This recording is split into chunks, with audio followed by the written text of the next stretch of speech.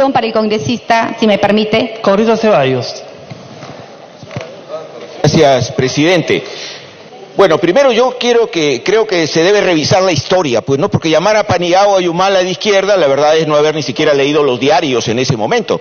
Pero además, pues, el neoliberalismo que nos quieren proponer acá, pues, este salvaje que tenemos, que ni siquiera es aceptado en países como Chile, pues, porque el engreído de la derecha, Piñeira, sigue manteniendo, por si no saben, su empresa de petróleo, su empresa de minería, su empresa aeronáutica en manos del Estado, pues. Y Bolivia también. Y los países de Europa, muchos de ellos, las empresas de servicios son estatales. Así que no vengamos a querer imponer mentiras por verdades, pues, ¿no? Porque la verdad es que uno puede querer mucho a las empresas privadas, pero lo que nos ha traído en nuestro país, muchas de ellas, es corrupción y que se malbarateen incluso las empresas estratégicas nacionales. Gracias, presidente. Tiene la palabra la congresista Indira Wilca.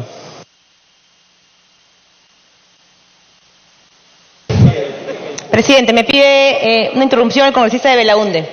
Congresista de Belaunde tiene la interrupción. Gracias, presidente. Sí, quiero hacer un llamado a nombre de la bancada liberal que no vayamos a desvirtuar el pedido de cuestión de confianza hecho por el presidente del Consejo de Ministros. Ya este Congreso, al desvirtuar la propuesta de bicameralidad, le costó al país tener un mejor Congreso en 2021. Dejemos de tratar de poner entre líneas algunas cuestiones para sacar la vuelta al pedido. El pedido del presidente del Consejo de Ministros es muy claro.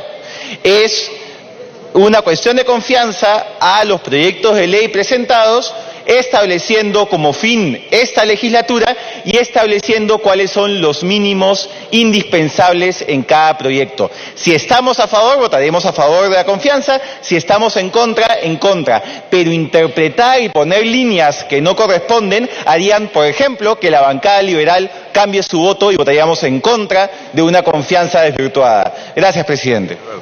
Congresista Wilca puede continuar. Muchas gracias, presidente. Presidente, este debate va llegando a su final y la verdad sí es preocupante escuchar o concluir a partir de algunas intervenciones de ciertas bancadas, presidente. Hemos escuchado en casi día y medio cosas como que la reforma política no es importante en nuestro país porque hay otras cosas más urgentes. Y la verdad, presidente, es preocupante porque justamente el debate sobre la reforma política tiene que ver con cómo percibe la ciudadanía que nosotros como parlamentarios estamos encarando una situación real de deterioro de la democracia. ¿Cómo no va a ser prioritario para el país que esta democracia que hoy tenemos, que está ampliamente cuestionada de manera transversal a todos los partidos políticos, hoy en día se les cuestiona? ¿Y cómo eso no va a ser algo prioritario, presidente? Intentar mejorar la democracia, que finalmente es la que termina afectando la calidad de vida de los ciudadanos, no va a ser algo importante. Hemos escuchado también a una mayoría de parlamentarios que han intentado contraponer la lucha contra la corrupción con otros temas y han dicho de manera literal que la lucha contra la corrupción no arregla los otros grandes problemas del país. Yo me pregunto si no han comprendido, después de haber sido testigos de la trama Lavallato, cómo la corrupción, en manos sobre todo de una clase política que ha decidido perpetuar estos mecanismos, no ha impactado en la vida material de la gente. ¿No son acaso millones de soles los que se han dilapidado para evitar mejorar, por ejemplo, los servicios públicos, la salud, la educación, la mejora de las pensiones? ¿No es acaso eso algo que impacta de manera concreta y material en la vida de la gente? Entonces, ¿de qué estamos hablando, presidente? Parece que no hay la capacidad de comprender este fenómeno y las consecuencias que está teniendo justamente para el funcionamiento de la política en nuestro país. ¿Acaso no entendemos también que además de estos millones que se pierden, hay un efecto nocivo también de la corrupción sobre la política? Y es que la corrupción termina subordinando a las autoridades que fueron elegidas por el pueblo. Termina haciendo que algunos políticos se sientan amarrados de legislar de manera libre. Termina haciendo que justamente estos grandes intereses, estos grandes lobbies, sean los que dicten qué leyes aprueban y qué leyes no. Y eso lo hemos visto, presidente, en innumerables veces. Hemos tenido en este Parlamento normas que se han cambiado a gusto del cliente.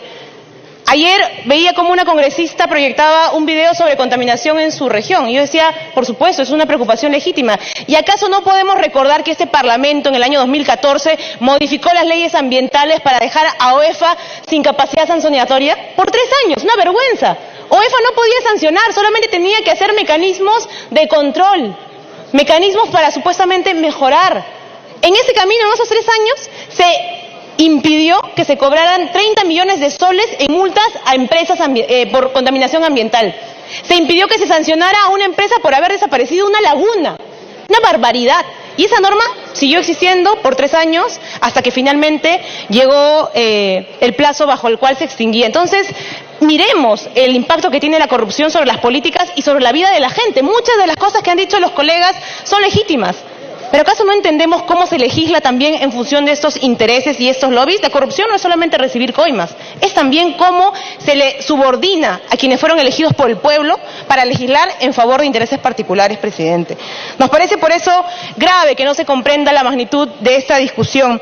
Sí hay, presidente, algunas cosas que no compartimos de lo que han dicho los colegas. Se ha intentado construir acá, ¿no es cierto?, sobre esta figura constitucional de la cuestión de confianza, una sombra de dudas. Se ha dicho que el presidente es un poco más que un dictador, que es, en fin, una figura autoritaria que está haciendo uso de un instrumento de manera ilegal. Yo, la verdad, no comparto muchas cosas del señor Vizcarra ni de su gobierno, nuestra bancada lo ha dicho, somos oposición en temas fundamentales y claves, pero de ahí llamar a dictador a alguien, la verdad, llamar a dictador a quien usa mecanismos constitucionales y, en todo caso, sentir nostalgia y guardar silencio frente a alguien que trajo tanques a este Congreso en el año 92 es poco menos que una contradicción inaceptable, la verdad, en un debate como esto. Yo no sé si esa es realmente la manera en la que quieren revertir la imagen de deterioro que tienen frente a la ciudadanía. No hay ninguna autocrítica por parte de la bancada mayoritaria, no hay ninguna crítica.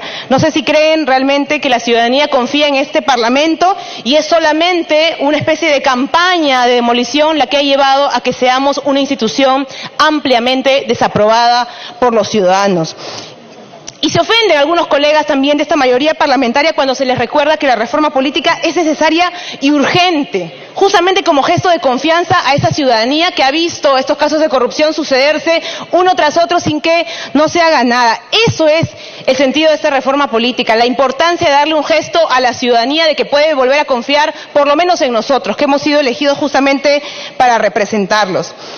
Y, presidente, también es preocupante cómo, a partir de la construcción de esta supuesta campaña, se intenta generar una especie de delirio persecutorio, ¿no? Porque el fujimorismo dice que esto es parte de un complot para tumbarse al Parlamento, dicen que el presidente, el gobierno los persigue, que la prensa los persigue. Sin embargo, yo veo a los parlamentarios fujimoristas todos los días en los sets de televisión, todos los días además ir a repetir y a defender lo que hacen acá.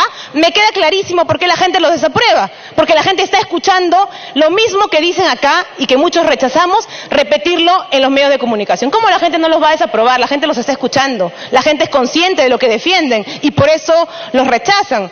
No es una persecución, tienen todos los medios de comunicación a su disposición que noche a noche los entrevistan sin mucha pluralidad. Y en relación a la persecución del Ejecutivo, yo la verdad ahí también tengo que discrepar. Se ha hablado, por ejemplo, de cómo se están postergando los grandes temas del país. Se dice, uy, las grandes problemáticas del país no se atienden. Me da mucha pena contradecirlos nuevamente. Los grandes problemas del país, coincido, están abandonados, porque tenemos un presidente que ha decidido nuevamente capitular ante la CONFIEP, ¿no es cierto? Esa misma CONFIEP que alberga esas empresas corruptas, que no han hecho un mea culpa por la enorme corrupción que se ha dado en el tiempo de la trama Lavallato, y esa misma CONFIEP es la que dicta las normas laborales que se quieren aprobar en este periodo. ¿O acaso no está paralizado por eso la ley de negociación colectiva por una sugerencia del MEF? La Comisión de Trabajo hace semanas pretende aprobar esa norma por mandato del Tribunal Constitucional. No la podemos aprobar. ¿Y ahí qué pasa? La bancada fujimorista totalmente complacida con la opinión del MEF, es una lástima. ¿Acaso no hemos intentado también eliminar el régimen CAS, un régimen absolutamente discriminatorio, un régimen que no permite tener calidad de servidores públicos en el Estado? ¿Y qué ha pasado también? Un dictamen aprobado en la Comisión de Trabajo no ha podido avanzar al Pleno. ¿Por qué? Por un acuerdo de la bancada fujimorista y el MEF nuevamente, que es finalmente quien gobierna en este país. Entonces, digamos las cosas claras. No hay, pues, espacio para un delirio persecutorio de parte del gobierno cuando en cosas fundamentales se ponen de acuerdo. Cuando se ha planteado la necesidad de eliminar las exoneraciones tributarias a las universidades empresas. Estas universidades que hoy están siendo cerradas finalmente por haber estafado a miles de jóvenes. ¿Qué ha pasado? ¿Se ha querido revisar las exoneraciones? Tampoco. Entonces, digamos las cosas completas. Este Parlamento ha tenido toda la oportunidad, toda la posibilidad, la oportunidad histórica de con una mayoría inédita, presidente, haber podido impulsar esas grandes reformas que se dicen, esos grandes cambios. ¿Ya ha aprobado siquiera alguna medida relevante en materia social? Ninguna, presidente, ninguna. Poquitas leyes aisladas por presión de determinados grupos, pero ninguna reforma en materia social importante ha sido promovida por este Parlamento y su mayoría, a pesar que contaron con esa posibilidad de hacerlo, presidente. Entonces, digamos las cosas claras nuevamente. Hay una componente, sí, entre el Ejecutivo y la mayoría en temas que impactan en la vida de la gente. La ley de hidrocarburos que se está debatiendo en la Comisión de Energía y Minas, una ley que está incorporando la aplicación del fracking en nuestro país por primera vez, está haciendo que el día de mañana haya un paro de los pescadores en el norte del país. Ahí también van a decir que el gobierno los está persiguiendo, también van a decir que no hay acuerdo, por favor. Entonces, digan las cosas claras. Cuando se trata de mecanismos para controlar el poder, ahí sí, ¿no? Algunos saltan de sus escaños y se ponen a la defensiva, pero cuando se trata de perpetuar el poder económico, justamente de estas grandes empresas que son parte de la corrupción, ahí sí, muy de acuerdo con el MEF, muy de acuerdo con esta CONFIEP, que además hoy más que nunca es fujimorista, y no pasa nada. Entonces, presidente, esas son las cosas que a nosotros nos llevan a evaluar justamente nuestra posición de cara a este voto de confianza. Creemos en la necesidad de una reforma política, la hemos defendido, no solamente en el espacio de la Comisión de Constitución con nuestros colegas que son parte de la bancada, la defendemos también en las calles. Creemos que la gente tiene que incorporarse a este debate. Ese ha sido uno de los errores de este gobierno. Creer que mandando proyectos acá al Congreso se van a aprobar por arte de magia es un error. El señor Vizcarra vive de espaldas a la ciudadanía también. Hasta que no se acuerda por las encuestas que la gente reclama cambios, ahí recién se pone las pilas. Y entonces, por eso nuestra posición ha sido clara desde el inicio, presidente. No hemos jugado con nuestro voto. Hemos dicho de manera clara que nosotros vamos a votar en contra de esa cuestión de confianza. Y quiero responderle con mucho respeto al congresista Lombardi, a quien aprecio y a quien saludo por su trabajo en este Parlamento.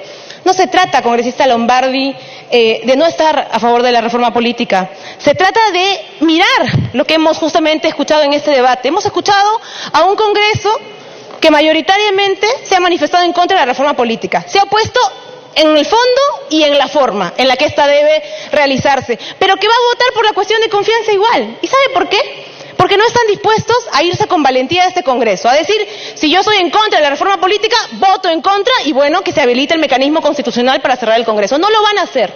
No lo van a hacer y probablemente aprueben la cuestión de confianza y el día de mañana en la Comisión de Constitución archiven proyectos, los encarpeten y se acabó la discusión. Disculpe, congresista, pero la verdad para esa ingenuidad no estamos nosotros. Creemos que hay que decirle a la gente las cosas como son. Cosas que ellos, los ciudadanos, muchas veces no se enteran porque la dinámica parlamentaria suele ser una burbuja. Nosotros creemos que a la gente hay que decirle las cosas como son, que hay una mayoría que está dispuesta seguramente a, contra sus principios, votar a favor de esta confianza para no irse del Congreso, porque prefieren estar acá. Ya lo vimos en la cuestión de confianza anterior. Hemos visto los chats de la botica el 19 de septiembre, cuando algunos congresistas fujimoristas dijeron que votaron a conciencia porque votaron diferentes, ¿verdad? Vimos los chats de la botica hace unos meses que justamente se veía la conversación entre ellos diciendo, tú distribuyes del grupo Cal, tú te distribuyes el grupo verde, yo el grupo ámbar y el grupo rojo. Y así parece que votamos cada uno a conciencia. Así que no nos vamos a autoengañar, congresistas. Sí creemos que es importante seguir luchando por la reforma, por los cambios que el país requiere, luchar contra la corrupción, involucrar a la ciudadanía, que es algo que lastimosamente no ha hecho este gobierno. Ojalá tomen eso como un elemento a incorporar hacia adelante. Nosotros, presidente, estamos por eso, por el voto en contra de esta confianza, porque creemos que este Congreso, nada más, este Congreso tiene un mecanismo para que sea disuelto de manera constitucional. Eso es algo que la ciudadanía está reclamando. Lo asumimos como un voto de protesta. Lo asumimos como un voto de protesta frente a un Parlamento que ha defraudado a los ciudadanos que lo eligieron. porque sabemos también que esta no es la batalla final en la lucha contra la corrupción. Vamos a tener momentos en los que habrá que seguir insistiendo por reformas incluso aún mayores. No tenemos miedo en decirlo, hacen falta reformas mayores porque estamos haciéndole parches a una Constitución que fue justamente diseñada en tiempos de dictadura y que por eso no permite que avancemos hacia un momento de regeneración de la política. Presidente, nuestro voto por eso será en contra de esto, porque entendemos que la ciudadanía hoy no puede seguir siendo engañada por este Parlamento. Gracias. Tiene la palabra el congresista Israel Lazo.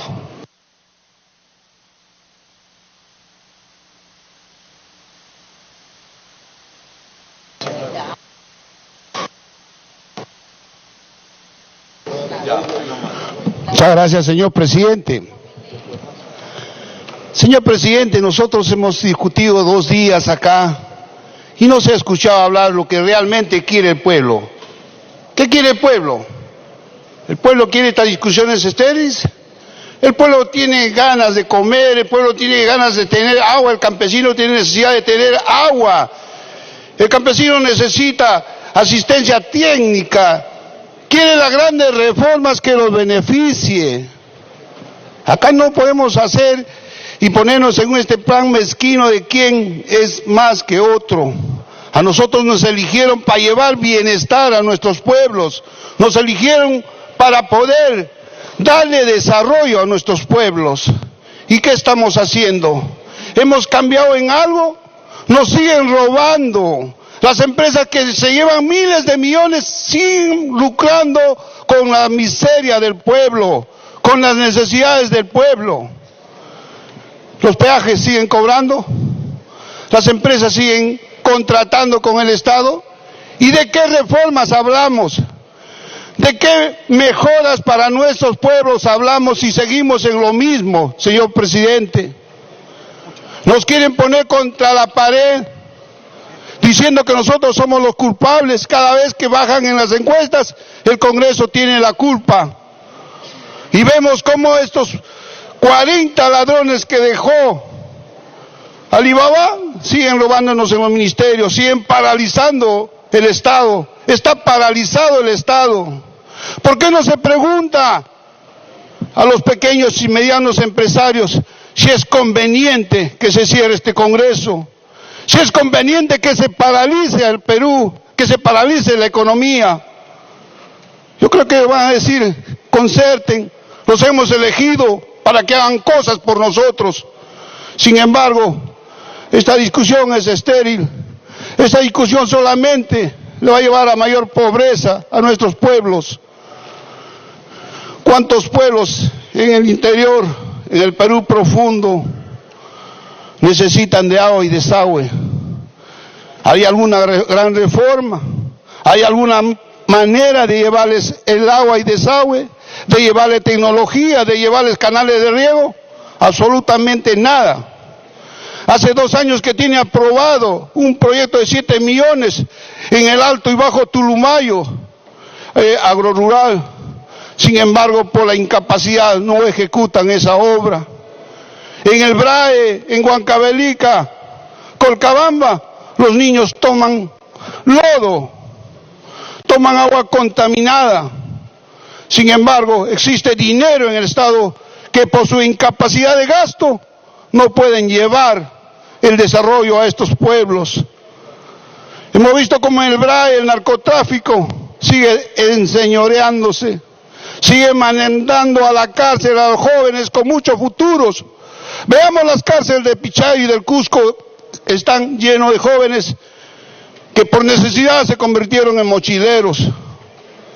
Cuando tenemos grandes riquezas, grandes productos que podemos implementar, desarrollar a través de un ejecutivo, a través de un Congreso fuerte y sólido que solamente quiera idea de que mire el desarrollo que se requiere en el Perú.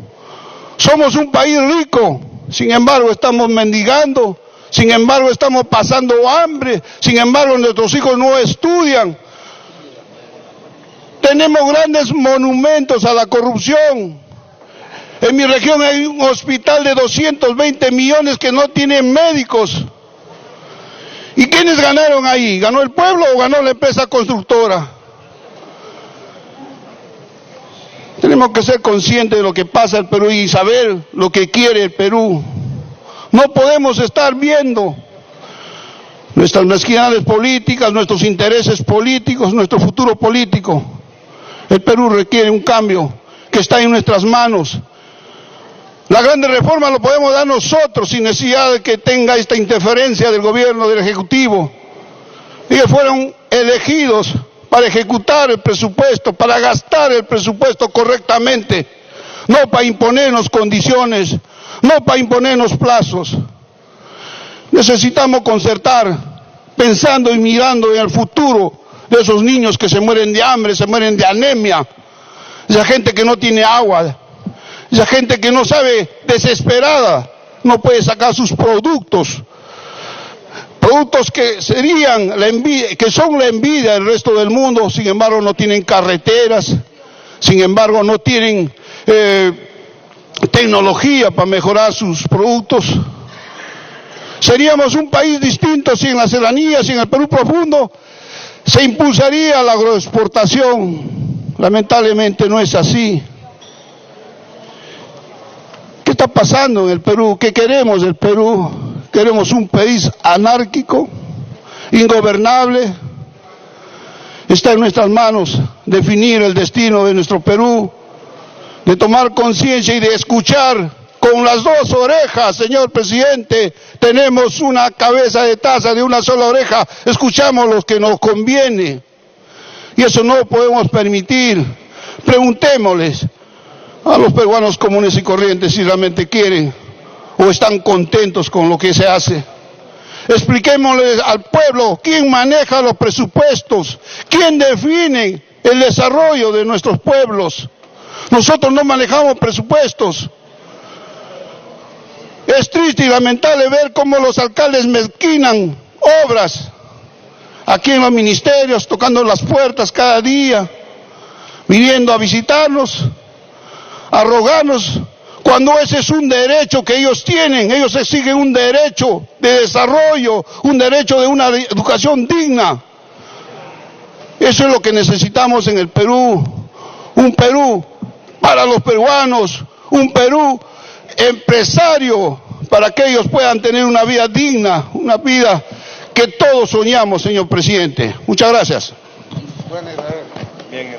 Gracias, congresista. Tiene la palabra el congresista Edgar Ochoa.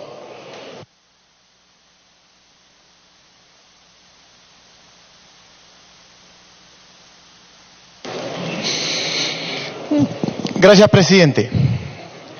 Presidente, asistimos 2 días a discutir un tema de situación de confianza presentado por el Ejecutivo, básicamente en torno a la reforma política o a una reforma política, pero sustentado además en actos de tolerancia, de corrupción que habrían nacido desde el propio Congreso a través de mecanismos de blindaje establecidos. Pero, presidente, también hay que ser honestos en señalar que esta actitud del Ejecutivo de convocar a una cuestión de confianza sobre una reforma política en la que personalmente, presidente, creo y estoy convencido, el propio Ejecutivo no tiene la seguridad ni la claridad para defenderla. Porque creo que más bien es una aspiración que le da sobrevivencia a la gestión de este propio gobierno. Y lo digo, presidente, señalando las propias palabras del Premier, que el día de ayer, en torno a esta reforma política y a la situación de confianza, decía en su parte final, textualmente, decía que esta reforma política o esta situación de confianza es más bien en medio de un contexto, decía que esto no es amenaza, sino decía, es más bien en medio de un contexto ciertamente crispado y de polarización e incertidumbre, una oportunidad para ofrecerle una nueva oportunidad al diálogo responsable a través de una franca pregunta y directa. ¿Y cuál es esa franca pregunta y directa? ¿Confías en mí o no confías en mí? Y creo que la respuesta es no, no confío en ti. Y además señala, presidente, en la última parte, dice, lo que está en juego es la confianza de todos los peruanos en las posibilidades de nuestra democracia. Y claro, la democracia y su preservación es la expresión de la gobernanza en el país. Y la gobernanza en el país no es sino solo aquella satisfacción que tiene el pueblo con la gestión del Estado. ¿Y qué grado de satisfacción tiene el Estado y el pueblo respecto a la gestión del Estado? Si quiere que las encuestas sean las que gobiernen, la respuesta es 0%. Porque esa confianza, presidente, va decayendo todos los días. ¿Y quién es el preservador de la democracia? Y seguramente vamos a concluir que es el pueblo. ¿Y qué pide el pueblo? ¿Qué dice el pueblo? ¿Qué demanda el pueblo a gritos? Cierren el Congreso, nuevo proceso electoral, que se vayan todos. Eso es lo que dice el pueblo. Presidente, además la gobernanza y la democracia se cuida sola, y se cuida sola cuando hay trabajo. Y la democracia se cuida sola cuando hay educación pública asegurada, cuando hay acceso a salud, cuando hay soberanía o disponibilidad alimentaria, cuando hay cero discriminación. La democracia puede cuidarse sola cuando el pueblo siente que tiene oportunidades de desarrollo personal, pero eso no existe en el país. Y si queremos hablar de la estructura del Estado y del equilibrio de poderes, vamos a empezar a desgranarla una por una. 3 poderes tenemos nosotros. ¿Y quién confía en el Poder Judicial? ¿Quién confía en el Poder Judicial? Preguntemos a la gente. ¿Quién confía en este Poder Judicial que ha demostrado, ¿no es cierto?, que puede ser parte de una gran mafia y crimen organizado que desde el Congreso queremos negarnos a reconocerlo como tal, pero que está claro que aparentemente incluso alguno de nosotros está involucrado con ellos. Y entonces, ¿quién confía en el Poder Judicial? Y luego está el Poder Ejecutivo. La pregunta es, ¿cuánta confianza hay en el Poder Ejecutivo? Y vamos a descubrir, presidente, que el propio Poder Ejecutivo se niega a luchar desde adentro contra la corrupción. El propio presidente, cuando se hizo cargo de su gestión, levantó en hombros casi a un alcalde ayacuchano que había denunciado corrupción en el propio Ministerio de Economía. ¿Y cuál es el resultado? ¿Cuál es el resultado del Ejecutivo en su lucha interna contra la corrupción? Los hombres de Fuerabamba, asentados en Yavi, denunciaron corrupción en el Ministerio de Transportes, al haber permitido ilegalmente la construcción de una carretera, permitiéndole y perdonándole, exonerándole, regalándole más de 2.000 millones de soles a una empresa china para cambiar el mineroducto por el transporte terrestre. Y que fue salvado ese acto de corrupción, con todo respeto, ¿no es cierto?, con todo respeto, y ese acto de corrupción fue salvado por nuestros hermanos peruanos muertos en Fiori. Y se cambió el ministro y se acabó el problema, ya no se dice más. O por los hechos de corrupción que hemos denunciado en educación. Aquí se ha hablado de la extraordinaria y majestuosa directiva y altos funcionarios del Ministerio de Educación que se convierten en amiguismos y en una mafia de empleabilidad. O los textos escolares en el que se ha demostrado, presidente, que se compran textos escolares pero que no se pueden usar si es que no se alquila un software cada año, pagando millones de soles. ¿Pero qué se ha dicho? O con un Ministerio de Economía y Finanzas que es quien gobierna. Un ejecutivo entregado, embargado a un ministro de Economía que es el que gobierna este país. Y que no queremos cuestionar ese modelo económico contra el cual el pueblo está en desacuerdo. Y claro, presidente, está también el Poder Ejecutivo y somos nosotros, y tiene que haber autocrítica, porque realmente no nos hemos puesto a la altura de empujar este país en el marco de lo que quisiera el pueblo, en el marco de las oportunidades que quisiera el pueblo, y que ha colmado el vaso de agua en las últimas semanas a través de una negación de una extraordinaria oportunidad de ir a una reforma política que permita no solo participación, sino solvencia de la democracia. Y más bien hemos intentado cuidar la oportunidad de la participación política de solo unos cuantos, aun cuando algunos saben o sabemos que se firma acta de defunción para la participación política desde la representación del partido. Entonces, presidente, lo que está claro es que este sistema no da más. Y que esta situación ha llegado a una situación crítica, que el pueblo desconfía de nosotros, desconfía de sus autoridades y exige un nuevo orden jurídico, exige un nuevo orden económico, exige un nuevo orden estructural, político. Y eso, presidente, quiere decir un nuevo proceso constituyente. Aun cuando queramos negarlo, aun cuando queramos darle valor a la Constitución, presidente, esa Constitución de por sí ya está caduca y se necesita entrar a un proceso de reflexión sobre cómo entramos a un nuevo orden jurídico, político, económico, etc.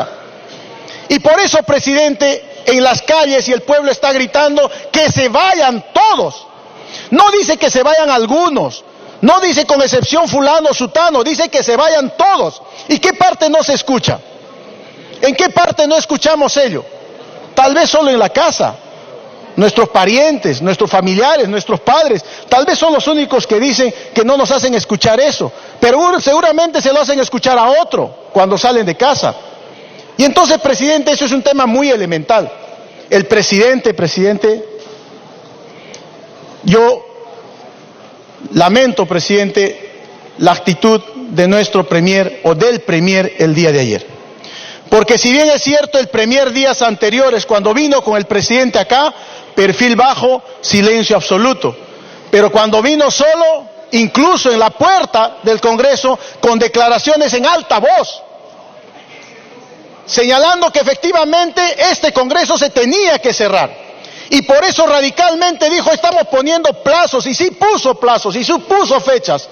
Pero sin embargo, presidente, vino acá, espero que no haya sido conversado con alguno de nosotros, para decir, voy a bajar las aguas, no es verdad que yo quiera cerrar el Congreso, no es verdad que tenga convicción para defender esta reforma política, y entonces voy a decir lo que no he dicho. Y él señala que no dijo que dio plazos, y sí dijo que tiene plazos. Presidente, hoy el comercio le dice al señor Salvador que sí dijo que puso plazos. Y él dijo además, ahora, el día de ayer, dijo que era razonable esperar X tiempo para que nosotros podamos aprobar las disposiciones que están planteando los proyectos de ley. Y se ha quejado que hay proyectos de ley, demoran muchos días. Presidente, solo quisiera recordarle al Ejecutivo, Gasoducto Sur Andino lleva 880 días parados y 330 días esperando a su consultora McDonald's, de quien depende el Cusco ahora, para determinar por dónde va el tramo. El tema del túnel La Verónica lleva más de 2 años y medio después de que el presidente dijo que había 3.5 millones para el estudio definitivo de la factibilidad, y hasta ahora nada. Santa María, Santa Teresa Hidroeléctrica en la provincia de la Convención, se iba a concluir el expediente técnico en diciembre del año 2017. Y ahora estamos en junio del año 2019 y todavía no se tiene fecha de conclusión del expediente.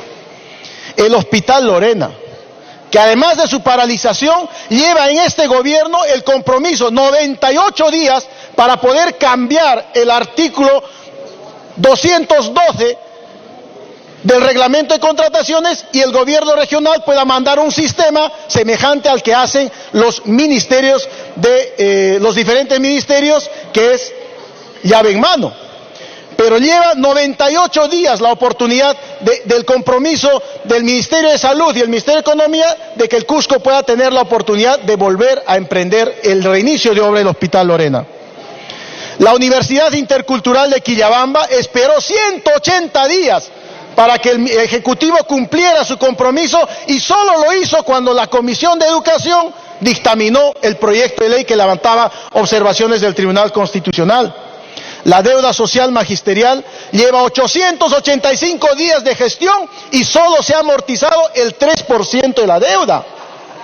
O sea, presidente, no puede ser el premier que venga acá a decirnos que no dijo que puso plazos y que la razonabilidad de 100 días o eventualmente la razonabilidad hasta cierto tiempo es obviamente un compromiso de eficiencia. Cuando ellos, presidente, estamos en este momento, el año 2019, estamos a más de 157 días del año y la ejecución en inversiones generales es solo 19%. Y el Ministerio de Educación tiene solo 17%. Y me acaba de pasar el dato, presidente, por confirmarlo, que hay un ministerio que tiene 0% de ejecución en gastos de inversión. Presidente, me pide una intervención del congresista Lapa. Vamos a hacer una excepción porque ya está en tiempo adicional. Congresista Lapa tiene la interrupción. Sí, gracias, presidente. Solamente para poner conocimiento al